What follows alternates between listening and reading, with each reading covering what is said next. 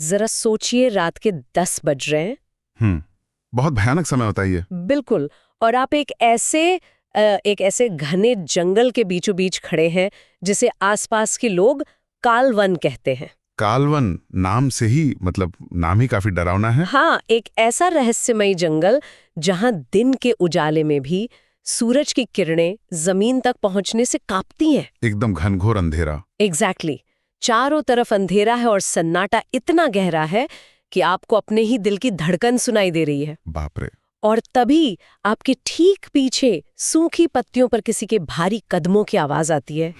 हवा में अचानक वो शमशान की राख और जलती हुई लकड़ियों की गंध घुल जाती है। कोई भी इंसान तो डर के मारे में वहीं जम जाएगा। हाँ, आप मुड़कर देखते हैं लेकिन वहां कोई नहीं है, सिर्फ एक धुंधला सा साया है। और यहीं से हमारी आज के इस डीप डाइव की शुरुआत होती है। बिल्कुल। चलिए इस पर विस्तार से बात करते हैं। हाँ, क्योंकि ये जो शुरुआत है ना, ये सुनने में किसी टिपिकल हॉरर फिल्म के सीन जैसी लग सकती है, लेकिन आज हमारे पास जो स्रोत सामग्री है, जंगल में मसाणजी का साया नाम की जो कहानी है, वो महज डराने के लिए नहीं रची गई है। सही कहा, क्योंकि पहली नजर में ये कालवन और वहां भटकने वाले मसाणजी की मतलब एक खौफनाक लोक कथा जैसी ही लगती है। मसाणजी, जिन्हें शमशान का रक्षक माना जाता है। हाँ, लेकिन जैसे जैसे हम इस कहानी के पन्नों को पलटते हैं ना, एक बहुत ही चौंकाने वाली बात सामने आती है कि ये भूतों के बारे में है ही नहीं। एग्जैक्टली, ये कहानी वास्तव में भूतों के बारे में है ही नहीं। तो मैं यही सोच रहा था कि फिर ये किस बारे में है। ये कहानी है हमारे अपने दिमाग की, उन डरों की जिन्हें हम रोजमर्रा की जिंदगी में महसूस तो करते हैं लेकिन बस नजरअंदाज कर देते हैं। हाँ, हम उन पर ध्यान नहीं देते। बिल्कुल। तो इस कहानी के केंद्र में एक युवा लड़का है, उसका नाम है राघव। राघव का किरदार बहुत दिलचस्प है। बहुत दिलचस्प है। ये एक ऐसा शहरी लड़का है जो पूरी तरह से तर्क मतलब लॉजिक और विज्ञान पे चलता है, आज की जनरेशन की तरह। हाँ, वो भूत प्रेत किंवदंतियों और इन ग्रामीण अंधविश्वासों को ना सीधे चुनौती देता है। उसका फंडा बड़ा क्लियर है। एकदम क्लियर। जो चीज आंखों से नहीं दिखती उसे साबित नहीं किया जा सकता, तो मतलब वो अस्तित्व में ही नहीं है। और राघव का ये जो नजरिया है ना, ये आज के दौर के बहुत से लोगों से मेल खाता है। हाँ, हम सब खुद को ऐसा ही मानते हैं। बिल्कुल, हम सब खुद को बहुत तार्किक और मॉडर्न मानते हैं। कहानी में जब गांव के बुजुर्ग और खुद राघव के मामा उसे बार बार चेतावनी देते हैं कि शाम ढलते ही कालवन की तरफ मत जाना। हाँ, लेकिन राघव बस हंस देता है। उसे लगता है ये सब बकवास है। और रात के 10 बजते ही वो एक तेज रोशनी वाली टॉर्च और अपना मोबाइल फोन लेकर, हाँ, मोबाइल फोन लेकर उस घने जंगल की ओर निकल पड़ता है। अब यहाँ ना मुझे एक बात खटक रही थी जब मैं पढ़ रही थी। कौन सी बात? मतलब टॉर्च और मोबाइल यहाँ साफ तौर पर आधुनिकता और हमारे लॉजिक के प्रतीक हैं। बिल्कुल। लेकिन राघव का ये बिना डरे इतने ओवर कॉन्फिडेंस के साथ जंगल में जाना, ये मुझे थोड़ा अजीब लगता है। कैसे? मतलब वो तो निडर है ना। अरे निडर नहीं, ये तो बिल्कुल वैसा ही है जैसे कोई इंसान अपनी कार चला रहा हो और डैशबोर्ड पर वो जो चेक इंजन की लाल बत्ती होती है ना, हाँ, वो चमक रही हो। हाँ, वार्निंग लाइट। और वो इंसान उसे पूरी तरह से नजरअंदाज कर दे, ये सोच करके अरे मुझे इस मशीन के बारे में उस छोटी सी बत्ती से ज्यादा पता है, कुछ नहीं होगा, मैं तो गाड़ी फुल स्पीड पर ही चलाऊंगा। ये एनोलॉजी बहुत सटीक बैठती है, बहुत ही बढ़िया है ना। उस चेक इंजन लाइट की तरह ही हमारा दिमाग और हमारा शरीर भी, वो भी हमें लगातार खतरे के सिग्नल देता रहता है। जैसे जैसे राघव जंगल के अंदर जाता है ना, स्रोत सामग्री बताती है कि एक अजीब सी, एक बहुत भारी खामोशी उसे घेर लेती है। वो सन्नाटा। हाँ, फिर अचानक हवा तेज चलने लगती है और पेड़ों की टहनियों से एक एकदम स्पष्ट फुसफुसाहट आती है कि वापस जाओ। अब देखिए, एक आम भूतिया कहानी में हम मान लेंगे कि ये कोई भटकी हुई आत्मा है जो उसे डरा रही है। हाँ, कोई भूत है जो नहीं चाहता कि वो वहां आए। लेकिन मनोविज्ञान के चश्मे से देखें तो कहानी कुछ और ही है। मतलब आप कह रहे हैं कि वो पेड़ या वो हवा नहीं बोल रही थी? बिल्कुल नहीं। तो फिर वो वापस जाओ की आवाज वो आई कहाँ से? वो आवाज बहुत मुमकिन है कि राघव के अपने ही अवचेतन मन की थी। Subconscious mind. एग्जैक्टली, उसके सबकॉन्शियस माइंड की। देखिए, हमारा जो तार्किक दिमाग है, जिसे हम साइंस की भाषा में प्री फ्रंटल कॉर्टेक्स कहते हैं, वो चीजों को प्रोसेस करने में या कह लो डेटा का विश्लेषण करने में ना थोड़ा समय लेता है। हाँ, वो सोचता है, तर्क लगाता है। लेकिन हमारे दिमाग का एक बहुत ही पुराना, एक आदिम हिस्सा है जिसे अमिगडाला कहते हैं। अमिगडाला। हाँ, ये अमिगडाला हमारे शरीर का इनबिल्ट अलार्म सिस्टम है।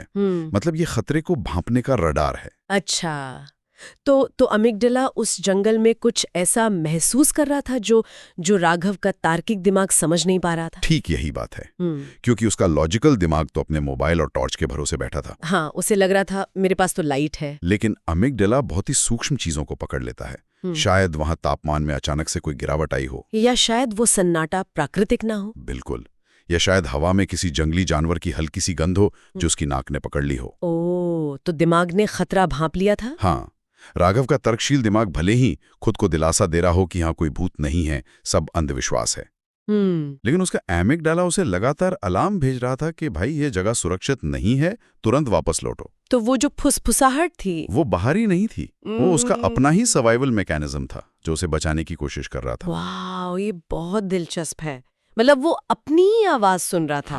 हाँ। लेकिन राघव कहाँ रुकने वाला था? वो तो लॉजिक का मारा था। हाँ, वो खुद से कहता है कि ये सिर्फ हवा का वहम है। वो अपने लॉजिक के कवच को ना और कस लेता है और जंगल के और अंदर चला जाता है। और फिर वो कहाँ पहुंचता है? वो पहुंचता है जंगल के एकदम बीचों बीच, उस पुराने खौफनाक शमशान में, जहाँ मसानजी रहते हैं। हाँ। स्रोत सामग्री में यहाँ के दृश्य इतने सजीव हैं कि मतलब पढ़ते हुए ही मेरे रोंगटे खड़े हो गए थे। बहुत ही डिटेल में लिखा है। बहुत डिटेल में, जैसे राख के बड़े बड़े ढेर पड़े हैं, आधी जली हुई लकड़ियां हैं, टूटी हुई चिताएं हैं वहां। और उस खौफनाक सन्नाटे में ना धुएं का एक बड़ा सा गुबार उठता है, और उस धुएं में से एक लंबा काला साया आकार लेता है। उसकी आंखें लाल अंगारे जैसी चमक रही हैं और पूरे शरीर पर शमशान की सफेद राख मली हुई है। यही है मसानजी। यही है मसानजी। ये एक ऐसा दृश्य है जो किसी के भी तर्क को मिनटों में ध्वस्त कर सकता है। अच्छों का लॉजिक फेल हो जाए यहाँ। बिल्कुल फेल हो जाएगा। लेकिन यहीं पर ना कहानी में एक बहुत बड़ा ट्विस्ट आता है। तो क्या ट्विस्ट? मसानजी प्रकट होते हैं और वो सीधा राघव पर हमला नहीं करते। हाँ, ये बात नोटिस करने वाली है। हाँ, वो उसकी गर्दन नहीं पकड़ते, वो एक बहुत ही ठहराव भरा सवाल पूछते हैं उससे। वो कहते हैं, तुमने मेरी नींद क्यों भंग की मानव? बहुत ही शांत तरीके से। हाँ, अब मुझे एक बात समझाइए आप, अगर मसानजी वाकई में कोई खूंखार, कोई रक्त पिपासु आत्मा है, जैसा कि गांव वाले मानते हैं, हाँ, तो वो बात क्यों कर रहे हैं? वो राघव के आने का इंतजार क्यों कर रहे थे? उन्होंने सीधे उसे खत्म क्यों नहीं किया? इसका जवाब बहुत सीधा है, क्योंकि मसानजी कोई विलेन है ही नहीं। क्या बात कर रहे हैं? विलेन नहीं है? नहीं। अगर हम इस संवाद को ध्यान से देखें ना, तो मसानजी खुद राघव से कहते हैं कि वो किसी को बिना कारण नुकसान नहीं पहुंचाते। अच्छा। उनका मुख्य काम उन आत्माओं की रक्षा करना है जो अधूरी इच्छाओं के साथ इस संसार से गई हैं। अधूरी इच्छाएं। हाँ, अब अगर हम इस मेटाफर को, इस रूपक को खोलें, तो मसानजी वास्तव में हमारे अंदर की उन दबी हुई भावनाओं के प्रतीक हैं। हमारे अपने अंदर के? हाँ, उन अनसुलझे ट्रॉमा या मानसिक आघातों के प्रतीक हैं जिन्हें हमने अपने मन के सबसे गहरे कोने में दफना दिया है। जो हमारा मानसिक शमशान है। एग्जैक्टली, हमारा अपना मानसिक शमशान। रुको, यहाँ मुझे ना थोड़ी उलझन हो रही है। बताइए। अगर मसानजी एक रक्षक है जो हमारे ही ट्रॉमा या हमारी दबी हुई भावनाओं को संभाल रहे हैं, तो वो इतनी डरावने क्यों है? वो कोई शांत फरिश्ता क्यों नहीं है? ये बहुत ही बढ़िया सवाल है। मतलब खून से सनी आंखें, राख से सना शरीर, हमारा ही दिमाग अपने रक्षक को एक खौफनाक राक्षस का रूप क्यों दे रहा है? ये एक बहुत ही शानदार सवाल है और इसका जवाब हमारे दिमाग की चालाकी में छिपा है। दिमाग की चालाकी? हाँ, उसके काम करने के तरीके में। देखिए, हम इंसान ना उन चीजों का सामना करने से कतराते हैं जो हमें बहुत ज्यादा भावनात्मक दर्द देती हैं। हाँ, कोई भी दर्द नहीं झेलना चाहता। कोई भी पुरानी बुरी याद हो, कोई बहुत बड़ा गिल्ट हो, या कोई ऐसा सच जिसे हम खुद से भी स्वीकार नहीं करना चाहते, हम उसे दबा देते हैं। बिल्कुल, हमारा दिमाग नहीं चाहता कि हम उस दर्दनाक जगह पर वापस जाएं और दोबारा उस तकलीफ को जिएं।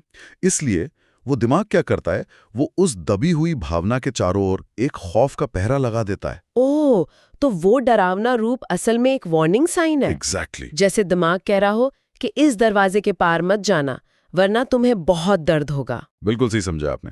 मसानजी कास्ट में खुद कहते हैं, इंसान सच से डरता है। वाकई? लोग मसानजी से इसलिए नहीं डरते क्योंकि वो उन्हें मार देंगे, वो इसलिए डरते हैं क्योंकि मसानजी के सामने जाने का मतलब है अपने सबसे कड़वे सच का सामना करना, जो हम करना नहीं चाहते। और दिमाग उस सच को इतना डरावना बना देता है कि हम तार्किक रूप से उससे दूर ही रहें। मसानजी कोई हमलावर नहीं है, वो हमारे ही दिमाग का एक डिफेंस मैकेनिज्म है। जी हाँ, एक डिफेंस मैकेनिज्म। ये तो वाकई मतलब दिमाग हिला देने वाला नजरिया है है ना? हम जिस राक्षस से जिंदगी भर भागते रहते हैं वो असल में हमें दर्द से बचाने के लिए ढाल बनकर खड़ा है। लेकिन कहानी यहाँ रुकती नहीं है। आगे क्या होता है? मसांजी कहते हैं कि जो इस कालवान में आता है उसे अपने अंदर के डर का सामना करना ही पड़ता है और यहाँ से शुरू होता है मन का असली खेल, जो कि राघव की सबसे बड़ी परीक्षा है। हाँ, अचानक उस सुनसान शमशान में ना अजीब अजीब आवाजें आने लगती हैं। रोने की, जोर जोर से चिल्लाने की, पागलों की तरह हंसने की आवाजें, जमीन हिलने लगती है। एक पूरा डरावना माहौल बन जाता है। पूरा।